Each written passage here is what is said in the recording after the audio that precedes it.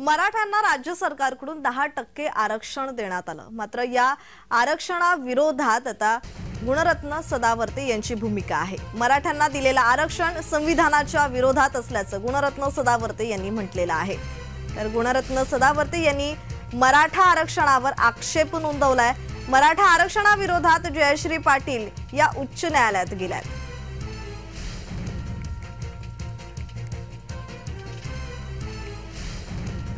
उल्लंघन संविधानिक दृष्ट्या मान्य असू शकत नाही आणि म्हणून 10% जे जागा आरक्षित करण्यात आलेल्या आहेत आमच्या मराठा भावांकरिता, त्या जागा जी मर्यादा घालून दिलेली आहे 50%ची सर्वोच्च न्यायालयाच्या अनेक निवाड्यामध्ये, आणि दस्तूर खुद स्वतः भारतरत्न डॉक्टर बाबासाहेब आंबेडकर यांनी कॉन्स्टिट्यूएंट असेंब्लीमध्ये सांगितलं होतं की आरक्षण हे मेजॉरिटी होता कामा नये, ते मायनॉरिटी नसलं पाहिजे। आणि ह्या मर्यादेचं उल्लंघन होत आहे।